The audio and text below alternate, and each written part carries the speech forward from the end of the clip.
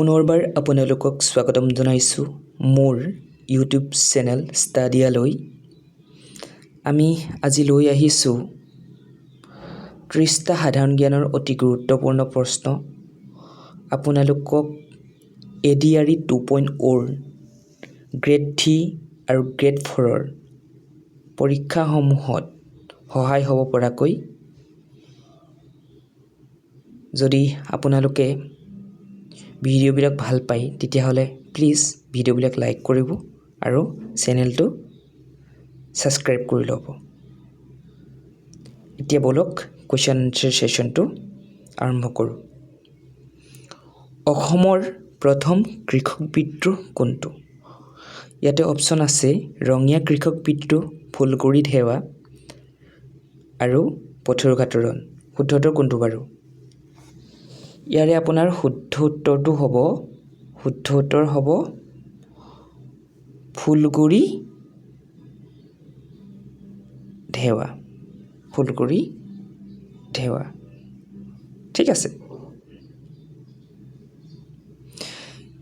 Next কুৱেশ্যনটো হৈছে অসম সাহিত্য সভাৰ মুখ্য কাৰ্যালয়টোৰ নাম কি? ইয়াতে অপশ্যন আছে চন্দ্ৰকান্ত সন্দিকৈ ভৱন, সাহিত্য সভা ভৱন আৰু পদ্মনাথ ভৱন। ইয়াৰে শুদ্ধ উত্তৰ কোনটো বাৰু? শুদ্ধ উত্তৰটো হৈছে চন্দ্ৰকান্ত সন্দিকৈ ভৱন। চন্দ্ৰকান্ত সন্দিকৈ ভৱন। নেক্সট, উমানন্দ কোনটো পাহাৰৰ ওপৰত আছে? কোনটো পাহাৰৰ ওপৰত আছে বাৰু উমানন্দ? ইয়াতে অপশ্যন আছে চিত্ৰাচল, ইয়াত পোহৰ হৈ আছে পাহাৰ হ'ব লাগে, নীলাচল পাহাৰ আৰু ভস্মাচল পাহাৰ। কোনটো পাহাৰৰ ওপৰত আছে? ইয়াতে আপোনাৰ শুদ্ধ অপশ্যনটো হ'ব ভস্মাচল পাহাৰ। ভস্মাচল পাহাৰ হৈছে আপোনাৰ শুদ্ধ উত্তৰ। প্ৰথম অসমীয়া ছনেট পুথিখনৰ নাম কি? ইয়াতে আপোনাৰ শুদ্ধ অপশ্যনটো হ'ব প্ৰিয়তমৰ চিঠি। প্ৰিয়তমৰ চিঠি।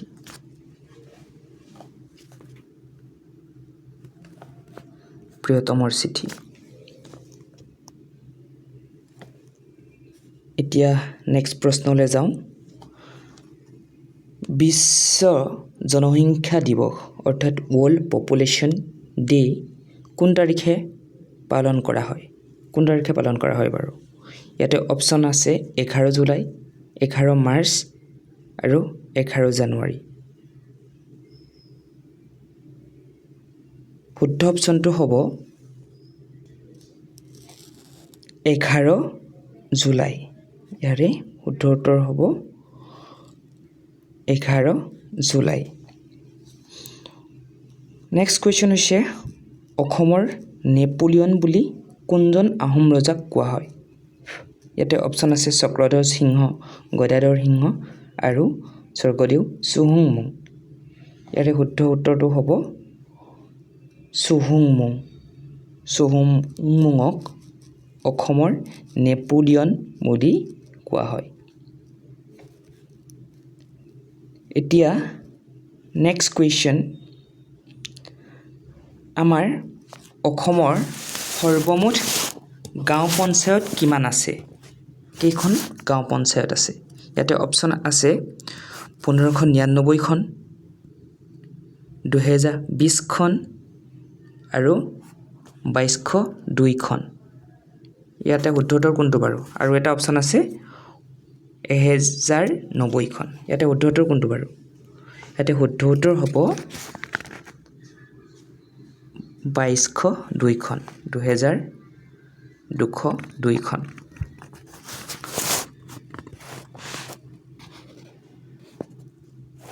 নেক্সট কুৱেশ্যন হৈছে অসমৰ মুঠ গাঁৱৰ সংখ্যা কিমানখন? প্ৰথম অপশ্যন আছে 26,395খন, 22,395খন, 36,395খন আৰু 16,395খন। ইয়াতে কোনটো অপশ্যন শুদ্ধ? ইয়াতে শুদ্ধ অপশ্যনটো হ'ব 26,395 95খন।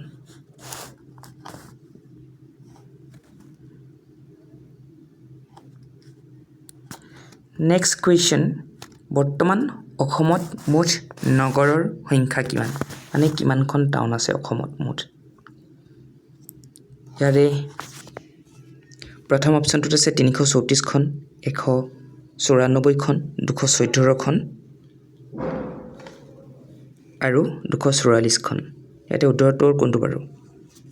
অপশ্যন চি 214খন। বৰ্তমান অসমত মুঠ কিমানখন পুলিচ থানা আছে? কেইখন থানা আছে? ইয়াতে অপশ্যন আছে 216, 326, 206, 126।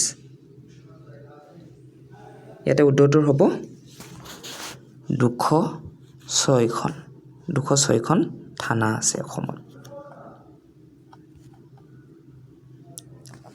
নেক্সট কুৱেশ্যন, অসমৰ 2011 চনৰ লোকপিয়ল অনুসৰি মুঠ পুৰুষৰ কিমান সংখ্যক অসমত আছে?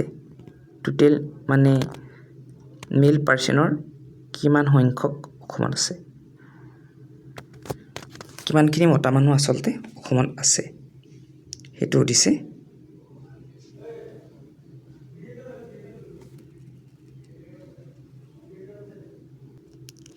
ইয়াৰে শুদ্ধ উত্তৰটো হ'ব 1,51,54,927 জন। অপশ্যন ছেকেণ্ডটো, দ্বিতীয় অপশ্যনটো শুদ্ধ। নেক্সট প্ৰশ্ন হৈছে, অসমৰ প্ৰতি 1000 পুৰুষৰ বিপৰীতে মহিলাৰ সংখ্যা 2011 চনৰ লোকপিয়ল অনুসৰি কিমান আছে? ইয়াতে অপশ্যন আছে 954 জন, 964 জন, 974 জন আৰু 988 জন। ইয়াৰে শুদ্ধটোৰ কোনটো বাৰু? শুদ্ধটোৰ হ'ব প্ৰথমটো 954 জন। নেক্সট কুৱেশ্যন, অসমৰ গৰম পানীৰ কোনখন জিলাত আছে? মানে কোনখন জিলাত অসমৰ গৰম পানীৰ আছে? প্ৰথমখন হৈছে ধুবুৰী জিলা, দ্বিতীয় হৈছে দৰং জিলা, তৃতীয় হৈছে গোলাঘাট জিলা আৰু লাষ্টত হৈছে কামৰূপ জিলাত। কোনখনত আছে? ইয়াতে আমি চবেই জানো গৰম পানীৰ আছে গোলাঘাট জিলাত। Option third. ৰাজ্যসভালৈ অসমৰ পৰা কিমানজন সদস্য নিৰ্বাচন কৰি পঠোৱা হয়? নেক্সট কুৱেশ্যন, ইয়াতে আছে 14 জন, 7 জন, 8 জন আৰু 12 জন। কেইজন বাৰু? ৰাজ্যসভালৈ অসমৰ পৰা 7 জনক নিৰ্বাচন কৰি পঠোৱা হয় আৰু 14 জন নিৰ্বাচন কৰি পঠোৱা হয় লোকসভালৈ। শুদ্ধটোতো হৈছে 7 জন। অ'কে, নেক্সট কুৱেশ্যন,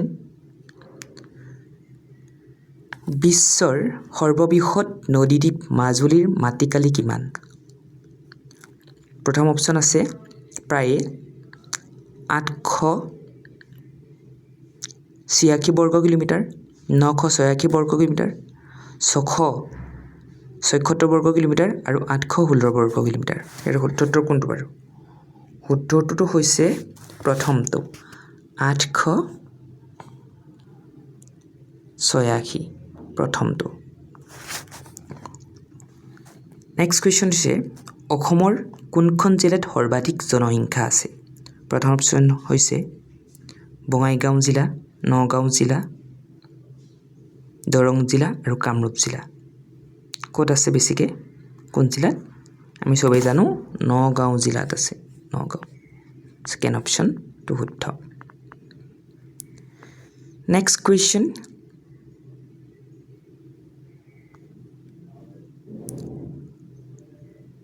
অসমৰ সৰ্বোচ্চ শৃংগটোৰ নাম কি? প্ৰথম শ্ৰীসূৰ্য, দ্বিতীয় অপশ্যন হৈছে নীলাচল, তৃতীয় হৈছে নামচা